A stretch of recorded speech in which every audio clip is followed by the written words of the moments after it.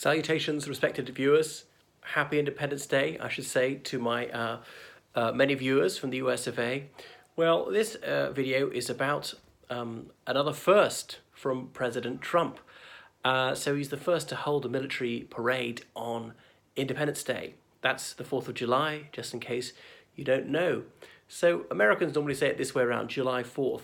But Independence Day is an exception. Maybe because back in the 18th century they did it the British way round, as in micro to macro, the day before the month and so on. So President Trump, he was in Paris for Bastille Day some years ago. I mean, really it's Bastille, but for some reason in English we just pronounce that word our way.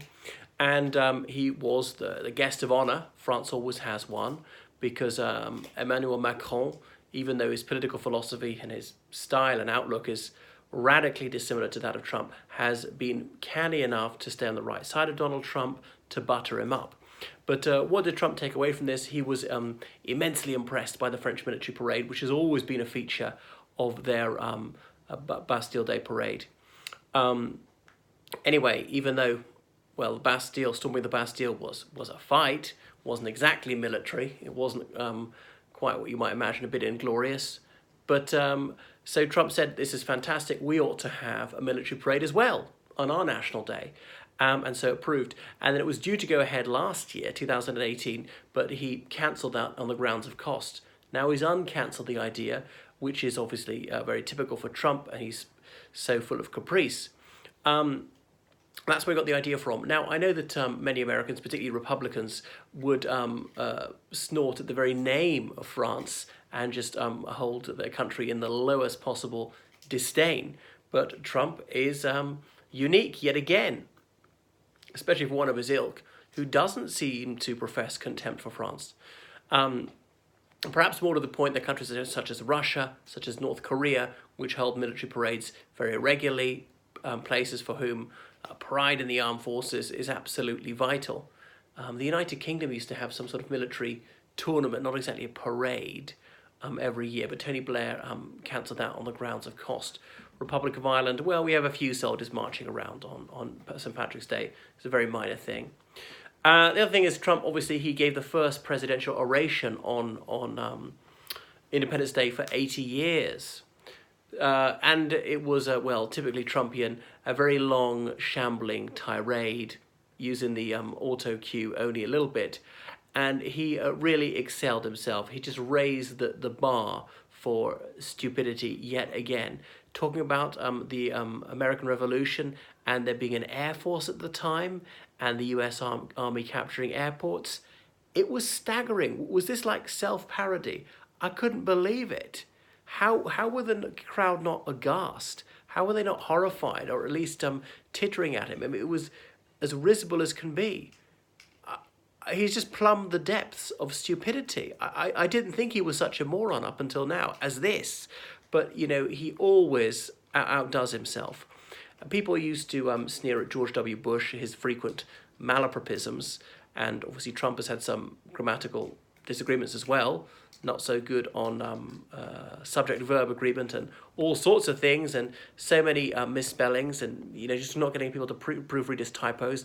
But he can't help himself as a keyboard warrior. He's so het up, he's so impassioned, he's got to hammer it out at 3 o'clock in the morning.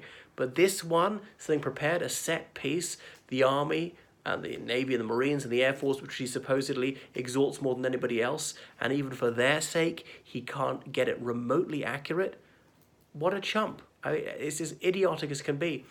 Well, he thinks there was an air force in the 18th century. Well, Trump obviously needs more chariots and elephants for the US Army these days.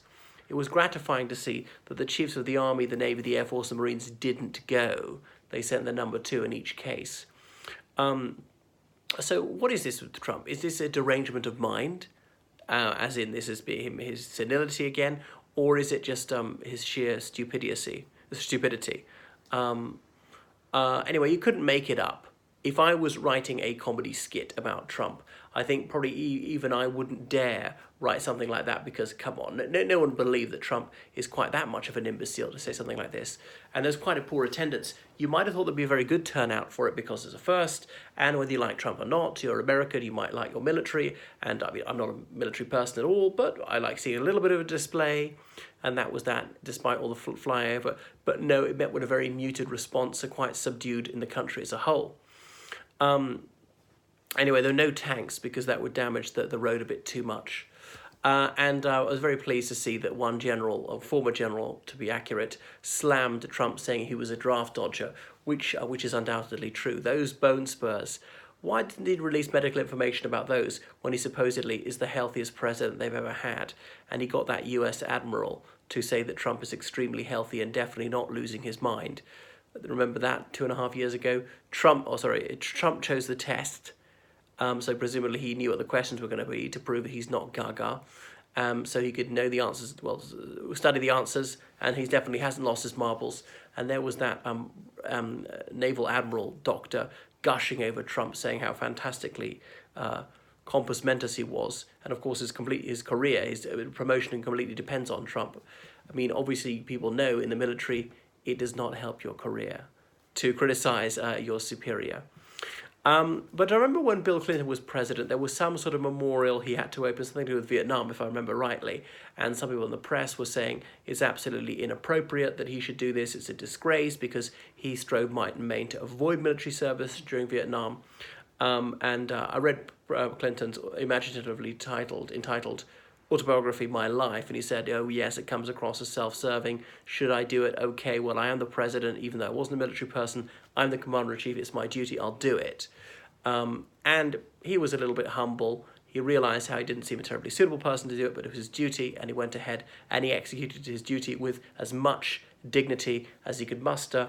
People like Obama has often risen to the occasion magnificently. Not so with Trump, who's obviously disgraced himself and his country myriad times and in a plethora of ways. But for his base, for those who died in the war, the Trumpsters, really he can sink as low as he wants, and it just won't put them off. This scumbag, they will support him to the hilt. And he's taken money away from the national parks budget to fund this parade. I'm not sure why. He doesn't want to dip into the military budget even more, his state of emergency at the border. If that really is a state of emergency, why isn't he talking about it every single day? Remember those troops he sent there for sheer propaganda purposes, who were not even allowed to do anything about illegal immigration, and they were swiftly withdrawn. Obviously didn't talk too much about that, so much fanfare about dispatching them to create this bogus sense of crisis. So he thinks he's covering himself in glory. Well, he's so tough. Separating those parents from children, denying them showers, denying them soap, that is gallantry. I mean, he's valiant. Trump is my hero for doing that. Wow, what a guy. So tough. What would be really tough would be to speak up for human rights and common decency. And of course, the United States needs borders like every other country, and that should be enforced. And if people cross the border illegally, they should be detained until it's decided what to do with them. If they're going to be deported, if they have a reasonable claim to asylum, and then should be allowed to stay and things like that. But the way he's doing is a particularly, unmannerly to say the least, almost inhumane way of doing it. Not many people have died in custody, but separating parents from children, usually not necessary. And saying it was going to be very nice, a summer camp. Remember that, Laura Ingraham, a summer camp? If she thinks it's like summer camp, I pity her children. Well, I'd like to see her put her children in a place like that. No need to deny them ablutions. So that's the thing about Trump, misappropriation of funds for these purposes and using misnomers about everything. These are the least of his sins.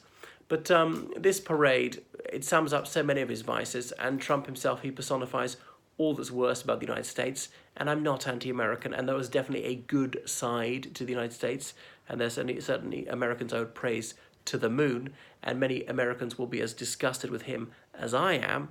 In fact, obviously most Americans disapprove of him, so I suppose I would be more typically American, even though I'm not an American, in lambasting him for all his vile behavior. But look at Trump's his personality traits: the conceit, the swagger, the braggadocio, the showiness, the superficiality, the militarism, the profligacy, the falsity of manner, and the outright mendacity of his words all the time, the sheer shamelessness, the hubris, the excessive touchiness, what a snowflake, the spite, the malignancy, the moral cowardice, the avarice. He is just so despicable all round. I mean, he doesn't have a single redeeming characteristic. So that's Trump. Well, this parade should it go ahead again? I mean, obviously that's for Americans to decide. I don't have a strong view on it. I like watching military parades sometimes, but it was something which was unpalatable when it's mainly about glorifying him, and he won't do anything for so many ordinary people. That's the parade. Will it happen again next year? I suspect it will, because of course Trump is going to say that it was a resounding success.